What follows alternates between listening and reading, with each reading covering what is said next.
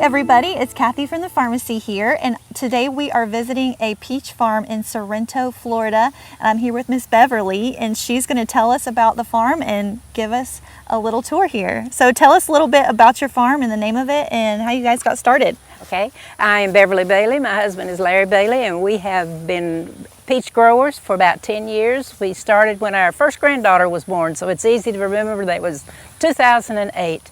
And we call it Fruit Dog Foods because at the time we had a dog named Sophie, and she would eat fruit. Whether it was a peach or an apple or a strawberry, she somehow was a dog that liked fruit. It's like a fruitarian. So when we got the peach trees, we decided, okay, we love Sophie so much, we'll just name it Fruit Dog Foods. And that's what we've been doing now for 10 years. So whenever y'all got those first peach trees, did you get them as small trees, or Yes. did you get them, okay, and that's how this whole thing got started? Right, we got them as very, very, very small trees, and they have just grown over the 10 years and become very productive. Some years are better than others, depending on the weather, of course, and whether we have a hurricane or a freeze. That does affect the crop production, the bloom production, and of course there's always bugs around, but Right, and so they grow them organically Right. here, so that's another challenge because whenever you're not using a lot of we do not use pesticides, right? Whenever you're not using those things, it makes it a challenge because everything likes to eat these, including Stink bugs particularly, and they've been grasshoppers in the past. In the last 2 or 3 years, though, we've not been bothered so much by stink bugs, and we still have the squirrels around because we are on 5 acres of land near a lot of wooded area, and so squirrels are here, and so are the grackles.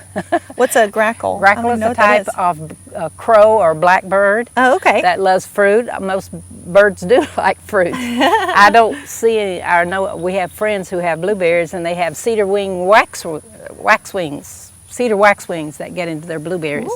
So they have a challenge there. So we are challenged by the birds and the squirrels. And so what variety is this that you've got growing here? This is a Florida beauty variety. I guess about 40, 50 years ago, University of Florida started developing different cultivars for different sections of Florida, and this is one of them they developed for Central Florida. We like it. It's a very sweet fruit, but it is a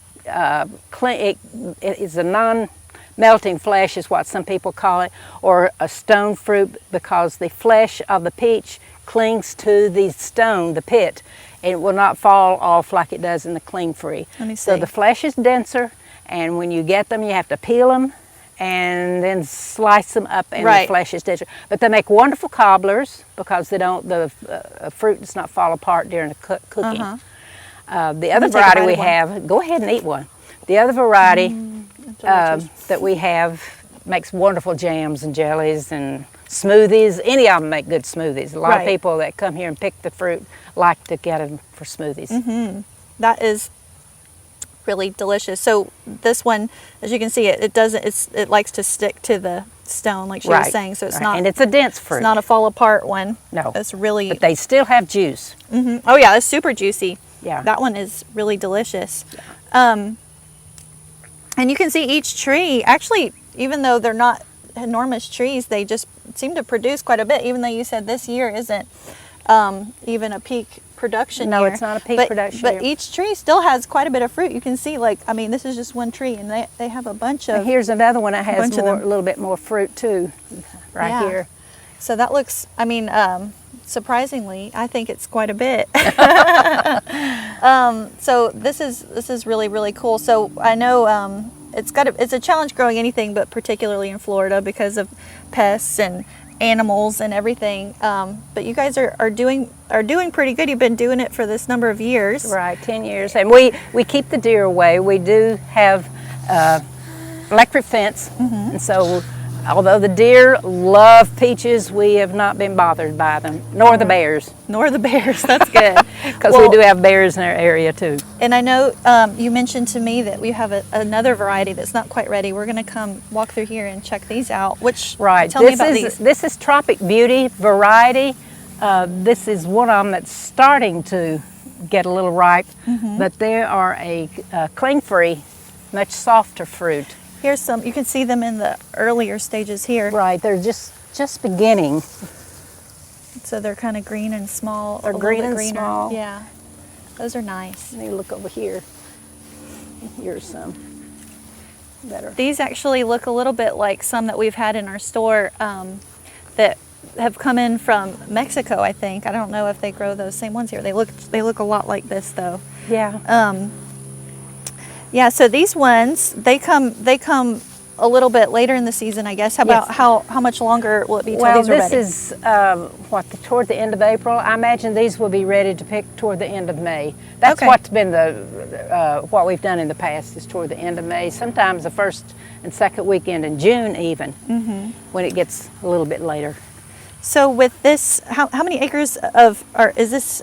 About 1 acre of peach trees. We started out with about 120, and we've lost some. You know, we had hurricanes, Right. and we've had some freezes. So, and the trees are getting older, and but we may replant and see what happens there. Is there like a typical life of most productive life? We can head back that Well, way. I am originally from East Tennessee, and when you have apple trees or any other kind of fruit tree back there, they live forever and ever and ever. But I understand here in Florida with peach trees, they don't.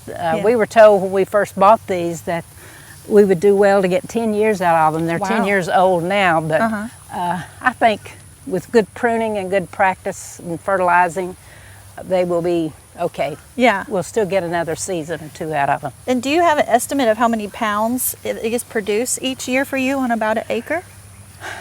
No.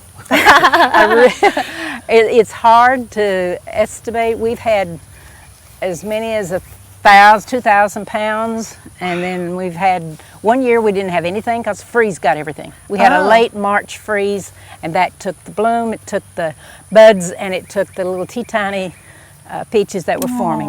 I didn't even have enough to have a pie out of it. Oh my goodness. So we had nothing. Wow, and that's part of the struggle of farming in general. Is it's just you're so dependent on the things that happen in the weather, Right. on the environment, and the bugs or whatever happens, and that you can't really control for. No, you cannot. So those things make it a challenge to do any farming, especially profitably. So they're open here as a U-pick seasonally, and it's a short season, but it's a sweet one. Yes, it is a sweet one. It's a peachy season. Short and sweet. So short, sweet, and peachy. Yes. Yes, So it is. that's a good way to do it because you can have people come out here all at once and get it whenever it's ready.